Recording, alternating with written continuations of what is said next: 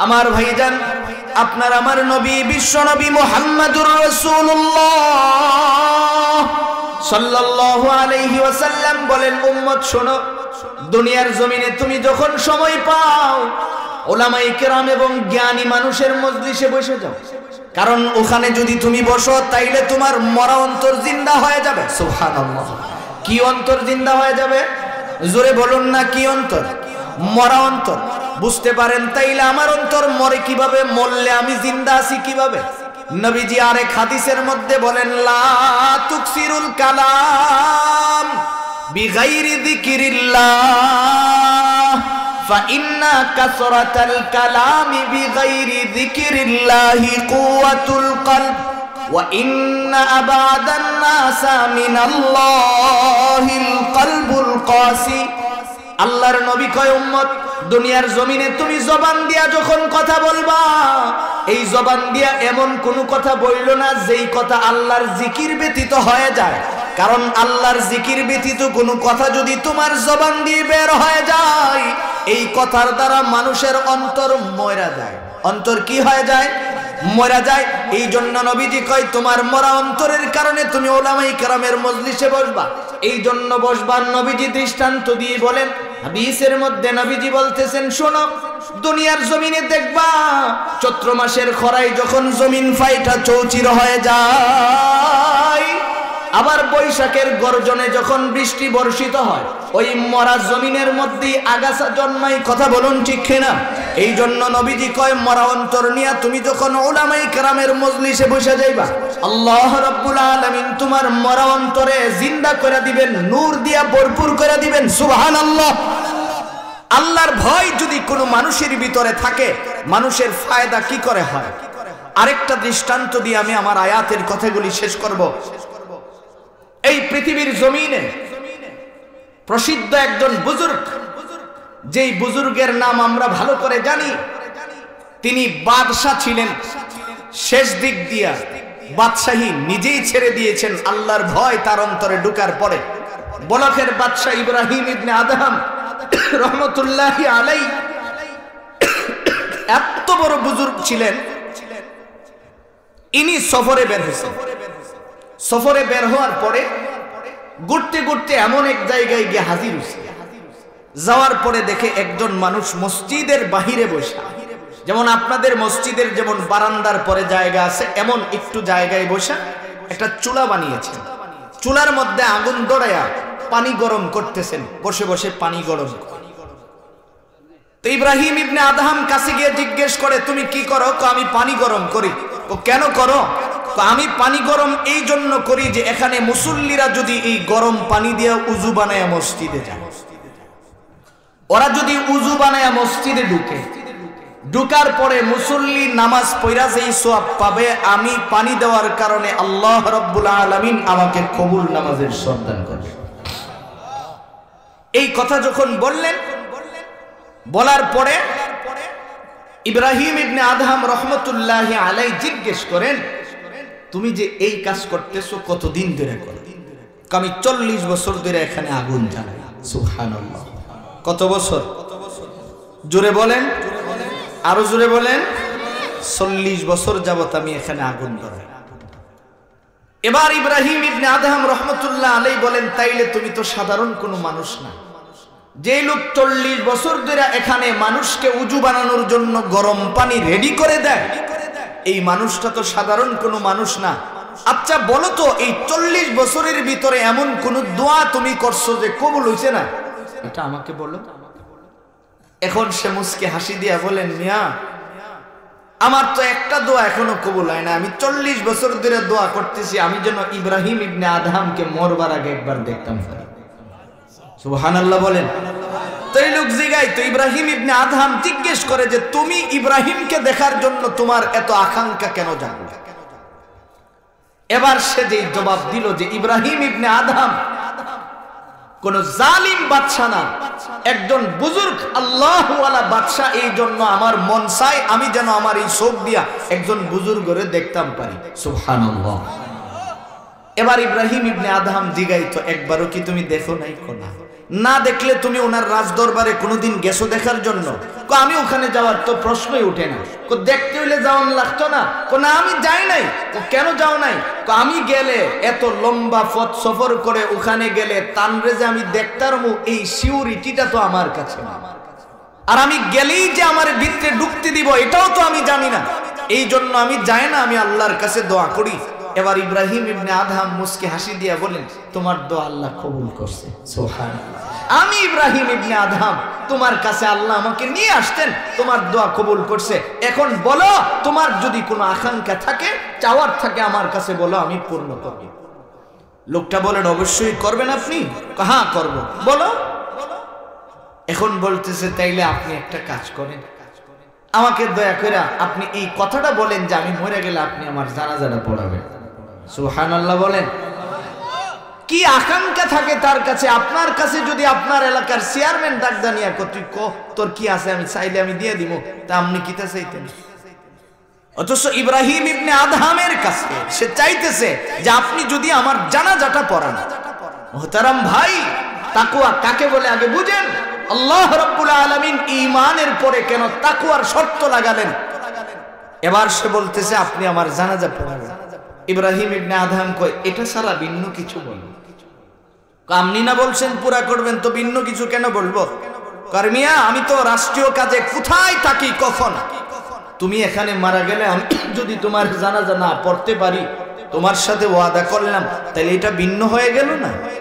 সে বলে, না, দিলে এটাই দেওয়ান লাগবো, এছাড়া আর কোনো কিছু আমার বলার নাই। ইব্রাহিম ইবনে আদহাম কয়, এই কথা বইলা ও গিয়ে শুয়ে পড়ছে। মসজিদের বারান্দায় লম্বায় শুয়ে গেছে। শুয়ার পরে দেখি যে তার জবান দিয়ে বের হইতেছে লা ইলাহা ইল্লাল্লাহ। এই শব্দটা বারবার তার মুখ দিয়ে বের হইতেছে। ইব্রাহিম ইবনে আদহাম কয়, আমি কাছে গেছি, যাওয়ার পরে তার বুকের উপরে হাত রাখছি, এখন দেখি অটোমেটিক আমার মুখ দিয়েও বের হয়। সুবহানাল্লাহ। এই জন্যই তো আল্লাহর নবী কয়, তুমি যখন সময় পাইবা তখন তুমি ভালো কোনো মানুষের মজলিসে যায় বসে যাবে। সুবহানাল্লাহ। قال النبي صلى الله عليه وسلم عليكم بمجالسة العلماء واجتماع كلام الحكماء فإن الله تعالى يحيي القلب الميت بنور الحكمة كما يحيي الأرض الميت الذي بماء المطر। আমার ভাইজান, আপনার আমার নবী বিশ্ব নবী মুহাম্মদুর রাসূলুল্লাহ সাল্লাল্লাহু আলাইহি ওয়াসাল্লাম বলেন, উম্মত শোনো, দুনিয়ার জমিনে তুমি যখন সময় পাও উলামায়ে কেরাম এবং জ্ঞানী মানুষের মজলিসে বসে যাও, কারণ ওখানে যদি তুমি বসো তাইলে তোমার মরা অন্তর জিন্দা হয়ে যাবে। সুবহানাল্লাহ। কি অন্তর জিন্দা হয়ে যাবে? জোরে বলুন না, কি অন্তর? মরা অন্তর। বুঝতে পারেন তাইলে আমার অন্তর মরে কিভাবে, মরলে আমি জিন্দা আছি কিভাবে? নবীজি আরেক হাদিসের মধ্যে বলেন, লা তুকসিরুল কালাম বিগাইরি যিকিরিল্লাহ ফাইন্না কাসরাতাল কালামি বিগাইরি যিকিরিল্লাহি কুওয়াতুল কলব ওয়া ইন্না আবাদান নাসা মিনাল্লাহিল কলবুল কাসি। আল্লাহর নবী কয়, উম্মত, দুনিয়ার জমিনে তুমি জবান দিয়া যখন কথা বলবা, এই জবান দিয়া এমন কোনো কথা বইলো না যেই কথা আল্লাহর জিকির ব্যতীত হয়ে যায়। কারণ আল্লাহর জিকির ব্যতীত কোনো কথা যদি তোমার জবান দিয়ে বের হয়ে যায়, এই কথার দ্বারা মানুষের অন্তর মরা যায়। অন্তর কি হয়ে যায়? মরা যায়। এই জন্য নবীজি কয়, তোমার মরা অন্তরের কারণে তুমি উলামায়ে কেরামের মজলিসে বসবা। এই জন্য বসবার নবীজি দৃষ্টান্ত দিয়ে বলেন, হাদিসের মধ্যে নবীজি বলতেছেন, শোনো, দুনিয়ার জমিনে দেখবা চৈত্র মাসের খরায় যখন জমিন ফাইটা চৌচির হয়ে যায়, আবার বৈশাখের গর্জনে যখন বৃষ্টি বর্ষিত হয়, ওই মরা জমিনের মধ্যেই আগাছা জন্মায়। কথা বলুন ঠিক কিনা? এই জন্য নবীজি কয়, মরা অন্তর নিয়ে তুমি যখন উলামায়ে কেরামের মজলিসে বসে যাইবা, আল্লাহ রাব্বুল আলামিন তোমার মরা অন্তরে জিন্দা করে দিবেন, নূর দিয়া ভরপুর করে দিবেন। সুবহানাল্লাহ। এই জন্য বলতেছিলাম, ইব্রাহিম ইবনে আদহাম কয়, আমি তাকায় দেখি জবান দিয়ে পড়তেছে লা ইলাহা ইল্লাল্লাহ। ওর জবান দিয়া যখন শব্দটা বের হয়, আমিও তার কাছে বৈশা বুকের উপরে হাত রাখলাম, দেখি আমার জবান দিয়েও বের হয়। কিছু সময় চলে যাওয়ার পরে দেখি তার জবান বন্ধ হয়ে গেছে। কেমন জানি মনে হয় লোকটা আপন কুদরতি হালতের ভিতরেই ঘুমায়া যায়। আমি তাকায়া দেখি শুধু ঘুমায় না, চিরজীবনের জন্য ঘুমায়া গেছে। আল্লাহু আকবার। নবীজি তো বলছেন, মান ক্বালা লা ইলাহা ইল্লাল্লাহ দাখালাল জান্নাহ। দুনিয়ার জমিনে যারা কয় লা ইলাহা ইল্লাল্লাহ ওরা জান্নাতি। সুবহানাল্লাহ। এবার নবীজি আরেক হাদিসে বলেন, যার শেষ কথাটা হয় লা ইলাহা ইল্লাল্লাহ, ইব্রাহিম ইবনে আদহাম কয় ওই মানুষটা রবের কি পরিমাণের ভালোবাসা হৃদয়ে ঢুকাইলেন, ও জমিনে বৈশা কয় লা ইলাহা ইল্লাল্লাহ। আল্লাহ রাব্বুল আলামিন কয় আমি তোর কথাটা কবুল করছি, খালি চলে আয়। সুবহানাল্লাহ। চলে গেছেন। আমি এখন তার কাফন পরালাম, জানাজা পড়ানোর জন্য লাশটা রেডি করলাম, নিজেই নিজে দাফন করলাম। জানাজা পড়ায় লাশ যখন কবরে ঢুকাইলাম, ইব্রাহিম ইবনে আদহাম কয় আমার চোখের মধ্যে ভাসতেছে ওরা কেমন মানুষ, যেই মানুষ দুনিয়ার জমিনে বৈশা রবের সাথে কথা বলতে বলতে বিদায় হয়ে যায়। ওর মরণটা দেখে আমার হৃদয়ে লোভ লাগে গেছে। ও যেই পরিমাণে তাকওয়া হাসিল করছে, আমিও এমন তাকওয়া চাই। এই জন্যই তো রব্বুল আলামিন কয় আল্লাযীনা আমানু ওয়া কানু ইয়াত্তাকুন। আল্লাহ রাব্বুল আলামিন বলেন ঈমান আনার পরের তোমার কাজ হলো তাকওয়া। সুবহানাল্লাহ। বলেন ঈমান আনার পরের কাজ কি? জোরে বলুন কি? তাকওয়ার সহজ কথা হলো কার ভয় হৃদয়ে ঢুকাবো? জোরে বলুন না, কার ভয়? দুনিয়ার কোন মানুষকে ভয় করা যাবে না। হৃদয়ে ভয় ঢুকাইতে হলে কেবল কার ভয় ঢুকানো লাগবে? আরো জোরে বলেন, কার ভয়? এখন প্রশ্ন হতে পারে, রাসূল আমরা আল্লাহকে কেন ভয় করব? আল্লাহ রাব্বুল আলামিন বলেন আল্লাহর ভয় বলতে এটাই বোঝায় জাহান্নামের ভয় করা, জান্নাত আল্লাহর কাছে চাওয়া। সুবহানাল্লাহ। ইব্রাহিম ইবনে আদহাম কয় এই যে আমার ভিতরে ঢুকছে, এই মানুষটা রবের কেমন আপন হয়ে গেছে, খালি কয় লা ইলাহা ইল্লাল্লাহ, সঙ্গে সঙ্গে দুনিয়া থেকে বিদায় হয়ে গেছে। আমার এই ধরনের রবের সাথে সম্পর্ক দরকার। নিজের গায়ের পোশাক খুললেন, রাষ্ট্রীয় পোশাক খুইলা জঙ্গলে চলে গেলেন। ওখানে বৈশা বৈশা কার জিকির করেন? জোরে বলুন না, কার? দুনিয়ার সব ছেড়ে দিছে, দিয়া দেয়া জঙ্গলের কিনারে বসে গেছে, নদীর কিনারে বসে বসে জিকির করতেছেন। ওনার রাষ্ট্রীয় বড় বড় যারা মন্ত্রী, আমলা কামলা যারা আছে, সবাই খোঁজ নিয়ে আইসা তার কাছে বসে বলতেছেন, আমির আপনি যে চলে আসছেন, আমাদের রাষ্ট্র চলে কি করে, আপনি দয়া করে আমাদের কাছে আসেন, আইসা আপনি আবার আগার জায়গায় বসেন। ইব্রাহিম ইবনে আদহাম কয় আমি যদি ওই জায়গায় বসি তো কি হবে? আপনি বাদশা হবেন। ইব্রাহিম ইবনে আদহাম কয় আল্লাহ তো আমাকে এমন বাদশাহী দিছেন, এখানে বসে আমি কথা বললে দুনিয়ার সব মাখলুক আমার কথা শুনে। জোরে বলেন, সবাই আমার কথা শুনে, তাইলে আর তুঙ্গুর দরবারে গিয়ে আমার মিথ্যা কথা শোনার দরকার কি? কই কেমনে শুনে একটু দেখান। হাতের সুইটা এইভাবে নদীতে ফেলে দিয়া মাছকে নির্দেশ করছে, শুয়ে না দাও। শত শত মাছ স্বর্ণের সুই সামনে নিয়ে আইছে। যেই সামনে নিয়ে আইছে, আমি আপনি হইলে মুট করে সব পকেটে লইয়ে নিতাম। ইনি বলেন না, আমি যে সুইটা ফালাইছি আমার এটা দরকার, এটা দাও। পরে একটা মাছ ওই সুই আনছেন, বলেন দেখো না রব আমাকে কি দিয়েছেন। আল্লাহ রাব্বুল আলামিন কয় যে আমি তো এটাই চাই যে তোমার ভিতরে ভয় থাকবে কার? জোরে বলেন, কার? এই জন্য আল্লাহ রাব্বুল আলামিন শর্ত দিয়ে বলেন যে ঈমানের পরের কাজটাই হবে তাকওয়া। যে কোনো কাজ করি বুঝতে হবে যে আল্লাহ রাব্বুল আলামিন আমাকে দেখতেছেন। এই কথাটা যদি কোনো মানুষের হৃদয়ে থাকে, এই মানুষ অযথা সময় নষ্ট করবে না। এই যে নওজোয়ান আছেন, আমি আপনাদেরকে বলছি, আপনি যেমন এই মোবাইলের মধ্যে সময় নষ্ট করতেছেন, যত সময় যায় মোবাইলে নষ্ট করতেছেন, মনে করতেছেন কেউ দেখে না, তো কেউ দেখেন না, কিন্তু দেখেন কে? জোরে বলেন। আল্লাহ তো কোরআনে কারিমায় বলে দিছেন যে দেখো তোমার ডানে বামে দুই কাঁধে আমি দুইজনকে লাগাইয়া দিছি। আছে না দুই কাঁধে?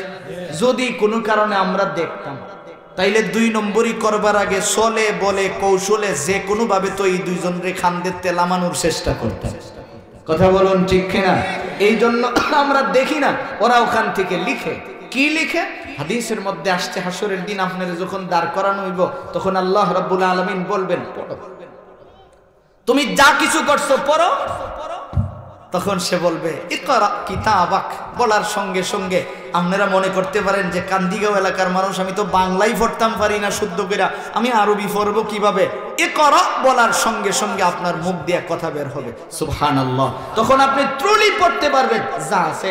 তখন বলা হবে মা লিহাদাল কিতাব, আল্লাহ এই কিতাবটা কেমন কিতাব, কে লিখছেন এই কিতাব? লা ইউগাদির সগীরাতান ওয়ালা কাবীরা ইল্লা আহসাহা।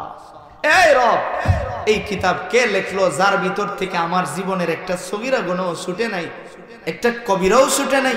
আমি রাতের অন্ধকারে কি করছি পৃথিবী কেউ দেখে নাই, কিন্তু কে লিখলো? এই জন্য আমার ভাই দুনিয়ার জমিনে সময়টাকে কাজে লাগানো চায়, তাকওয়া অর্জন করা চাই। তাকওয়া ছাড়া মানুষ মুমিন হয় না। মুমিন না হয়ে যদি মরে যায়, কবরে গিয়ে শান্তি পাওয়া যাবে?